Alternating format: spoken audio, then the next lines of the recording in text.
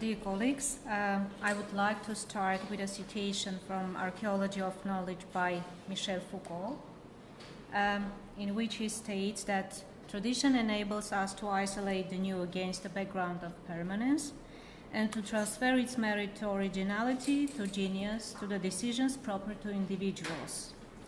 With this remark, Foucault, who himself is critical to the notion of tradition, as he explains, it is intended to give a special temporal status to a group of phenomena that are both successive and identical, etc., permits us to view Arendt's intellectual activity as something which is, as Margaret Canavan characterizes it, strikingly original and disturbingly unorthodox. I hope to connect Foucault's point with the idea on Arendt's thinking evolved in this paper and shed light on her intellectual activity from a perspective constituted by some of her intellectual interests. Anyone who has ever entered the terrain of political thought can argue that if there are a few thinkers with whom thinking politically becomes possible, then definitely Hannah Arendt is one of them.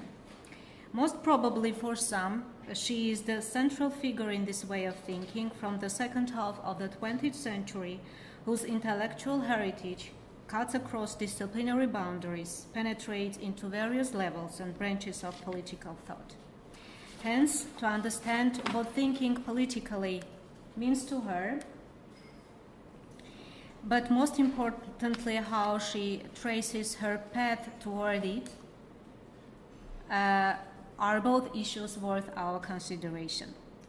Chantal Mouffe, taking a radically different position from Arendt's on the political, as Oliver Marquardt states, position which emerges within the Schmittian tradition and stresses upon the disassociative aspect of the political versus the associative aspect of Arendt's understanding, genuinely formulates Arendt's stand as to put great emphasis on human plurality and to insist that politics deals with the community and the reciprocity among human beings who are different from each other, and to develop the ability to see things from a multiplicity of perspectives. This brief account reveals Arendt as a thinker who is deeply concerned with the maintenance of uniqueness in everyone, as well as with the nourishment of social cooperation, based not on rational calculations or mutual advantage, but on a shared attachment to each other, fulfilled as it is proposed by Arendt in public space. In this respect, both her major and minor writings provide the best evidence for both of her commitments. But it is nonetheless worth and rather indispensable to consider and scrutinize the issue of how she traces her path toward thinking politically in more detail. Here, in my opinion, a wide range of perspectives are open to view Arendt's whole enterprise. In this paper, some of her intellectual interests are taken as constitutive to grasp her venture. Among others are her time and, related to it, the modern age, how an intellectual is situated in it and what needs to be initiated in the face of current events. Expounding these issues more specifically in the frame and logic of this paper, it has to do with a tradition in political thought, which in its turn is to deal with the reality in question. It is here that Arendt takes on formulating and tackling problems which would later open new horizons for political thought and political thinking in general, and is by its nature, let's dare to say, revolutionizing. Perhaps the latter is possible because of, as Elizabeth Young-Brill notices, the emphasis of hers on identifying what is unprecedented. Even while she was alive, the prevailing tendency among intellectuals was to look for historical analogies to current events. And it is in this context that comes to the fore the relationships between experience and thought and action, philosophy and politics, relationships that have been long of main concern, actually since the genesis of political thought, and as Arendt states, have been shaped in hierarchy several times and differently inverted throughout the history of philosophy. Then, how does she characterize her time? What is it to her? Before embarking on this, it would be of great help to mention a debate concerning her intellectual heritage and mode of her thinking reflected in it.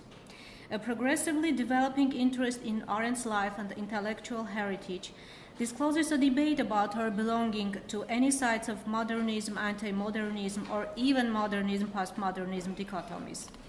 It seems Arendt's corpus of writings, the elusive and non-systematic nature of her thought, open a terrain where controversial positions on her belonging to any side of the mentioned dichotomies get a chance to coexist. Also taking into consideration those thinkers who have had a huge impact on her thinking, Aristotle, Kant, Heidegger, Benjamin, Jaspers, etc., her placing in any side of this dichotomy seems secured. Coming back to the issue of her time, it needs to be emphasized that, first of all, she does not circumscribe her vision only with the events of the 20th century, but diligently traces a path throughout centuries, not just to characterize a historical or chronological time period, but to disclose a situation. In this respect, her collection of essays published under the rubric Between Past and Future, 6 Exercises in Political Thought, provide some remarkable descriptions for that situation. In-between period, which is altogether determined by things that are no longer and by things that are not yet, an interval in time which may contain the moment of truth or the gap between past and future, the break in our history. All of these descriptions are to indicate a time period which in fact has its origins in the 17th century, the beginning of the modern age, and has progressed, culminating in a new form of government and domination, totalitarianism in the 20th century, at the beginning of which the modern age came to an end. Then how does she deal with the situating of an intellectual in terms of relationships between experience and thought and action, philosophy and politics in this context? One of her remarks made during the well-known interview to Günter Gauss in 1946 is quite noteworthy.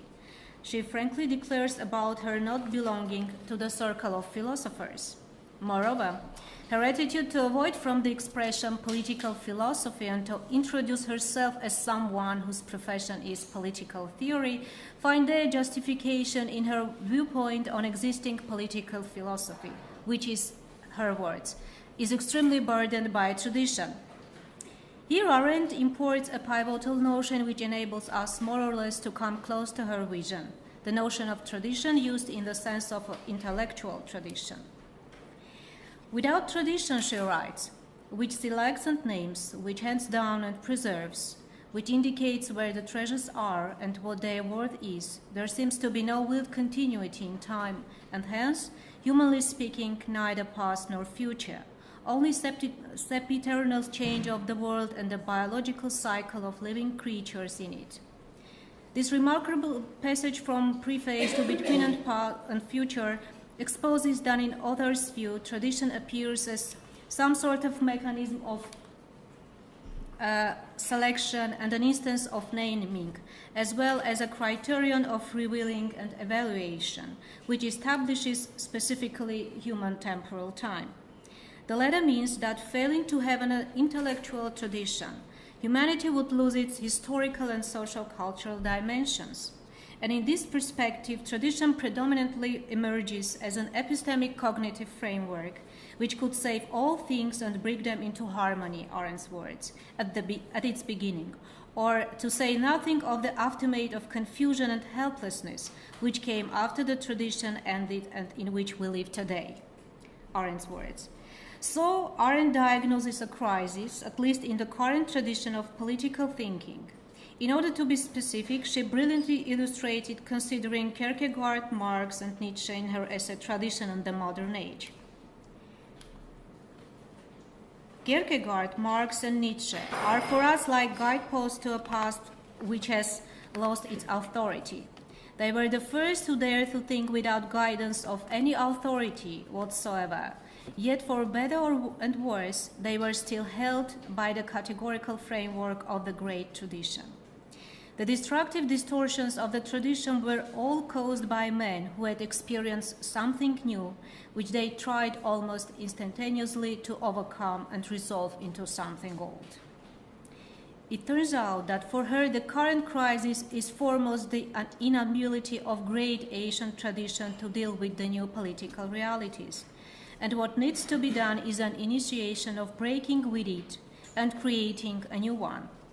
But besides the inability of tradition, perhaps she has another reason, too, to act in this way. In fact, what disturbs her is a kind of enmity against all politics in most philosophers, with very few exceptions, quotation from her. Then the initial what thinking politically means to her, formulated at first, can be reformulated and replaced by what thinking politically means to her, which is not to be burdened by the tradition, so far dominated in political philosophy. In this respect, Arendt is guided at least by the two intentions mentioned before. To change the dominant attitude toward all politics described by enmity, here must be added that she also adopts a critical stand against the instrumentalization of politics, as we all of us know, and the political established and deeply entrenched in the modern age, which she stressed brings to the confining the competencies of the political within the necessary, her quote. And the second one, her second intention, to create a workable categorical framework and intellectual tradition to deal with new realities. With all the criticism that her writings have got so far, Arendt actually has succeeded in both of her intentions. Aspiring to revive the political practices of pre-philosophical Athens to the instrumentalized politics, and not only this, she has inspired many thinkers as well as political activists to strive for the maintenance of public sphere, to insert the practices of participatory democracy, to grasp totalitarian, but I would add as Sayla Ben Habib also notices, post-totalitarian situations, etc. But does she succeed only in this? Probably more is achieved, and first of all with respect to a new tradition in political thinking. One of the merits of her thinking is taken its post-metaphysical and non-foundational nature. What positively strikes a reader is her crossing of disciplinary boundaries, heterogeneous layers inside her writings, which enable to view the state of affairs from an unprecedented angle. These are features widely appropriated and utilized by some of her prominent successors in political thought. So, in some sense, Arendt is the founder of a tradition without being a traditionalist, an intellectual tradition which bestows the most possible freedom of thinking that anyone can have. At the same time, she is a thinker who is able both to rely on and break with her predecessors, providing thought-provoking rearticulations of ideas and concepts. It is the latter that locates her between philosophical strands, centuries, and traditions. Oh, sorry. Sorry. The last quotation, not from Arendt, but maybe quite different political thinker, but I think quite interesting and applicable to her. Classical political philosophy is non-traditional because it belongs to the fertile moment when all political traditions were shaken, and there was not yet in existence a tradition of political philosophy. The classical philosophers saw the political things with a freshness and directness which has never been equaled. They look at political things in the perspective of the enlightened citizen or statesman. They see things clearly, which the enlightened citizens or statesmen do not see clearly or do not see at all. This quotation from the well-known essay What is Political Philosophy by Leo Strauss can be projected to Arendt's thinking in many respects. Living in the age when all political as well as all intellectual traditions have been shaken, her intellectual activity seems alike the intellectual activities of ancient Greek philosophers. To see the political things with a freshness and directness, not mediated with any intellectual tradition, escaping the unwilling abstractness of thought. Why should we think with and about Arendt? More probably because she enables us to understand where we are and, if slightly to paraphrase Kant, what we may hope for. But from another angle, to think with and about Arendt is a most unique intellectual experience which someone can have when the political and politics are at stake. To think with and about her in the local context, which is by nature both far and close to her, means having a chance to see her intellectual heritage from an unexpected new perspective. And these are what make reading and rereading her indispensable, as well as adventurous. Thank you.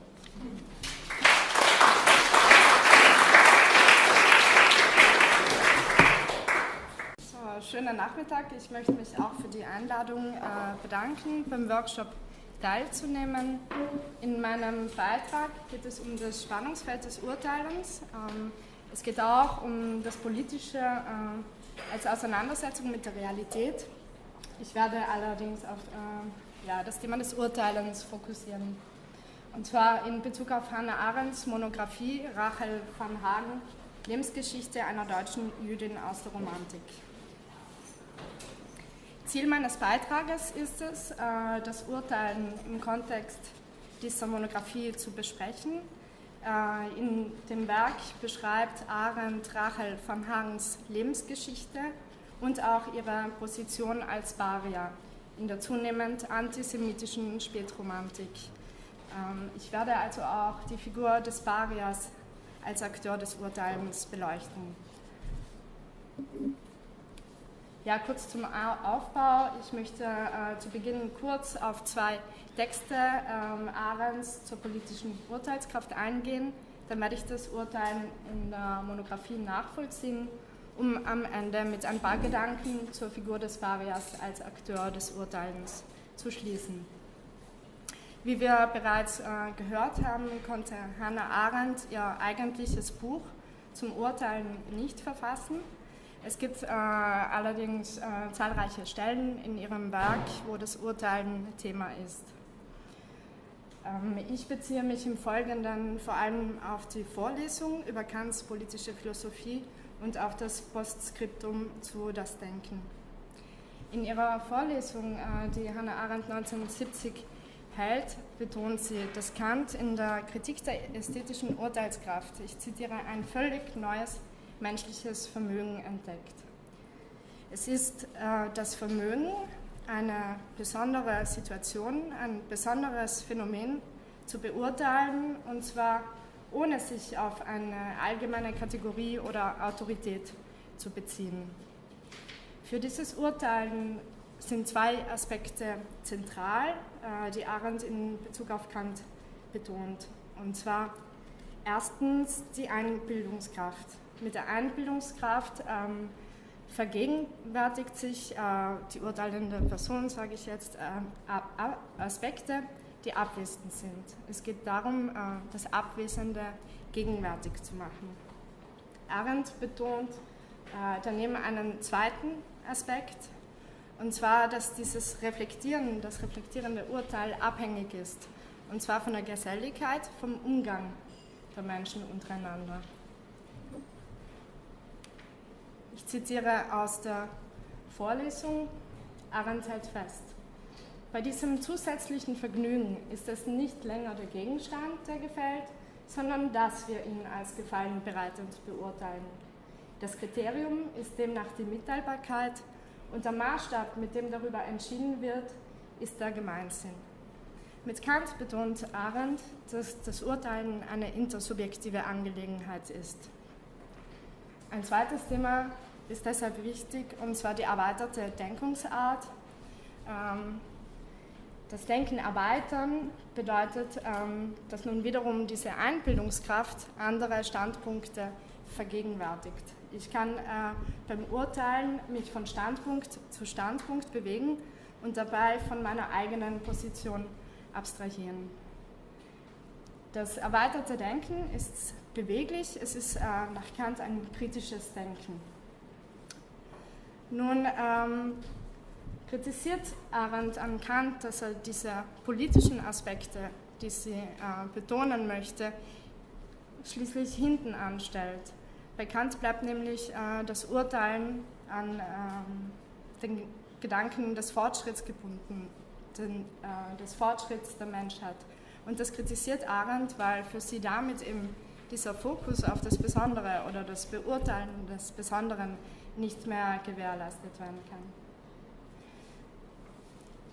Arendt hat nun ihre eigene Konzeption nicht vollständig ausgearbeitet. Es gibt vielmehr nur Hinweise. Die Vorlesung selbst ist ein Kant-Kommentar.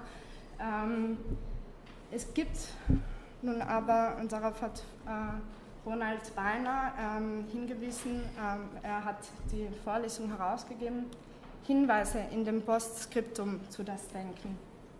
Dort hält Arendt fest: Ist die Urteilskraft unser Vermögen, das sich mit der Vergangenheit befasst, so ist der Historiker der Mensch, der sie erkundet und, indem er sie erzählt, über sie zu Gericht sitzt. Wenn das so ist, können wir unsere menschliche Würde zurückfordern, gewissermaßen zurückgewinnen.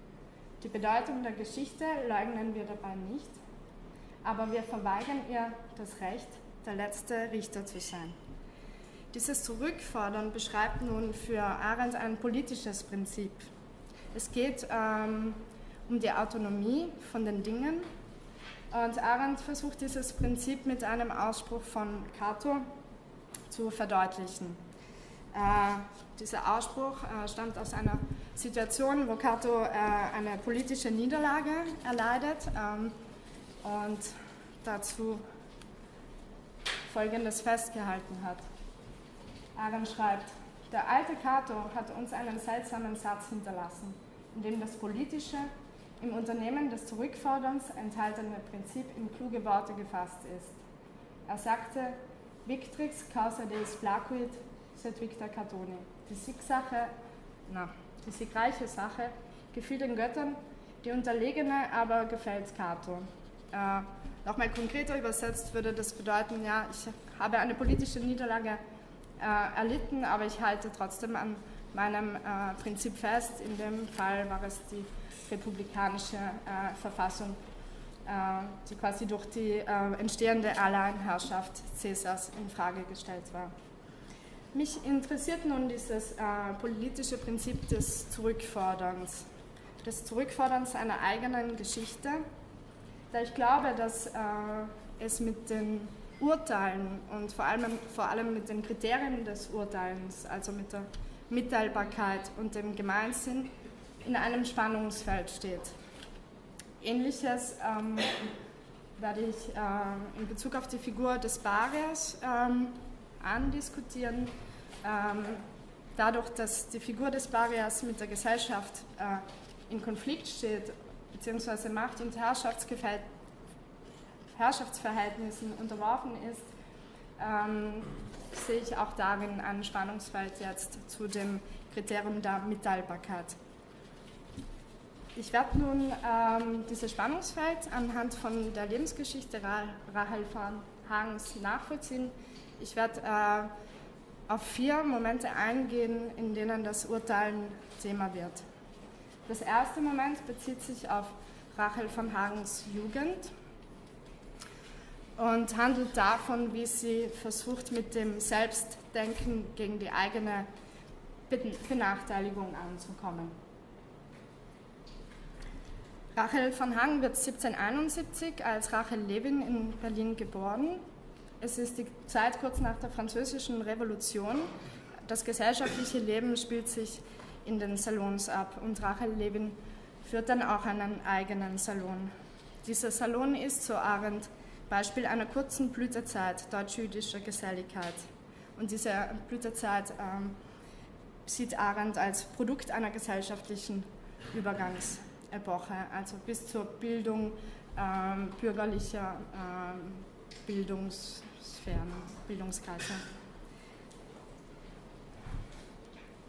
Die junge Rahel Levin hat nun keinen Zugang zu Bildung oder Reichtum. Und Bildung und Reichtum sind in dieser Übergangsepoche Möglichkeiten der Assimilation. Sie eignet sich in dieser Situation, beschreibt Arendt, die Strategie des Selbstdenkens an. Mit 20 Jahren schreibt Rahel Levin: Es wird mir nie einkommen, dass ich ein Schlemichel und eine Jüdin bin. Darum nascht auch der Klang der Mordaxt nicht an meiner Wurzel. darum lebe ich noch. Arendt beschreibt, wie Rahel Levin das Denken als Möglichkeit benutzt, das Faktum der eigenen Benachteiligung vielleicht auch wegzudenken. Allerdings kritisiert nun Arendt dieses Ideal des Selbstdenkens, das ja auch ein Ideal von Aufklärung und Romantik ist. Da das Selbstdenken nämlich wiederum auf eine allgemeine Idee bezogen ist, auf eine Idee des Menschen, der sich emanzipiert und damit aber könne der konkreten Entrechtung der jüdischen Bevölkerung nicht Rechnung getragen werden. Rahel Levin selbst weiß nun auch um ihre Schwierigkeiten. In dem Zitat und auch in allen weiteren stammt die kursive, also der kursiv gesetzte Teil von Rahel Varnhagen. Arendt bezieht sich ja auf zahlreiche Briefe und Korrespondenzen. In allen Zitaten gibt es quasi zwei Stimmen. Auf das Selbstdenken kommt alles an, meint Rahel im Gespräch zu Brinkmann, um gleich hinzuzufügen, worauf die Aufklärung schwerlich gekommen wäre. Auf die Gegenstände oft sehr wenig, wie oft auf die Geliebte selbst weniger als auf das Lieben. Das Selbstdenken befreit von den Gegenständen und ihrer Realität, schafft einen Raum des nur Denkbaren und eine Welt, die ohne Wissen und ohne Erfahrung jedem Vernünftigen zugänglich ist. Die Welt ist nun nicht einfach so zugänglich. Für Rahel Varnhagen und Arendts Einschätzung ist zu Beginn des Buches auch recht klar. Sie ist ohne eigentliche Orientierung.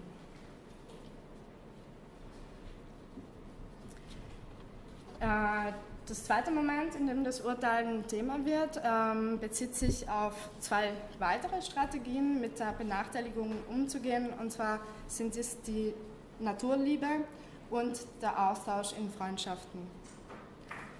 Das Thema der Naturliebe als Perspektive jenseits gesellschaftlicher Ungerechtigkeit ist bei Arendt auf die Figur des Parias bezogen.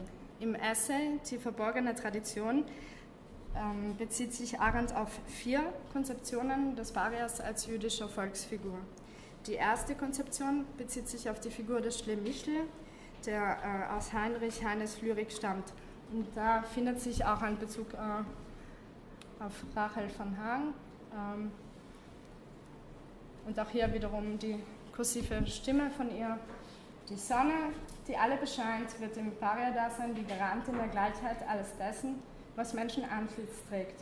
Vor Sonne, Musik, Bäumen, Kindern, welche die Rahel die wahren Realitäten nannte. Vor ihnen werden allerdings menschliche Einrichtungen, welche Ungleichheit in der Welt herstellen und festhalten, lächerlich. Nun bietet also die Naturliebe eine Möglichkeit für damals noch Rahel Levin mit der eigenen Benachteiligung umzugehen oder sie in Momenten nicht zu spüren. Sie ist allerdings auch mit diesen menschlichen Einrichtungen konfrontiert und da sind enge Freundschaften ein wichtiges Ventil. Sie sind ein Ventil, wo Rahel Levin ein Stückchen Realität findet.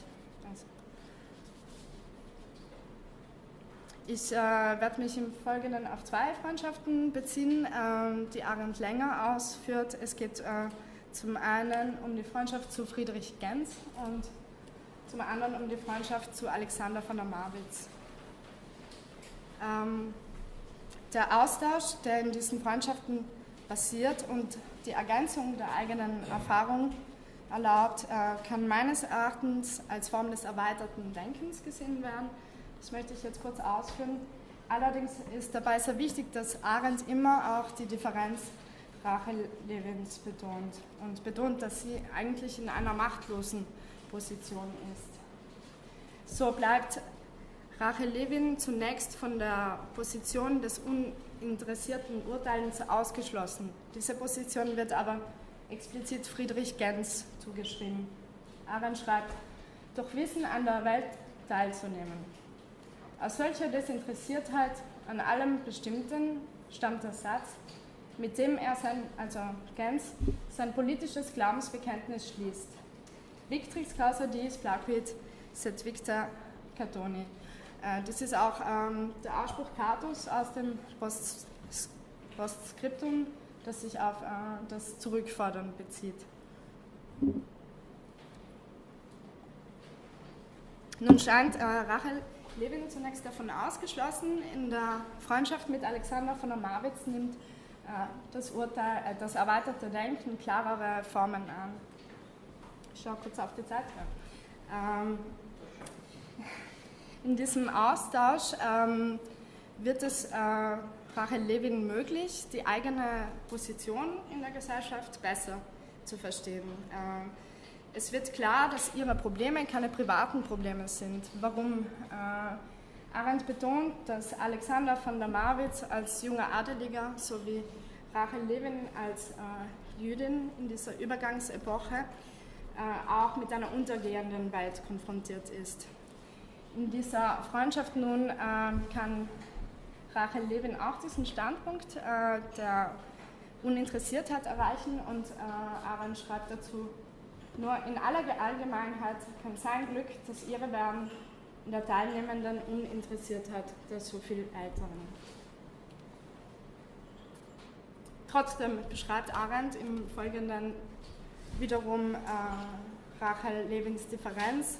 Sie hat nämlich nicht dieselben Privilegien wie der junge Adelige, sondern muss sich mit der Gesellschaft auseinandersetzen. Sie beschreitet im Folgenden einen Weg der Assimilation.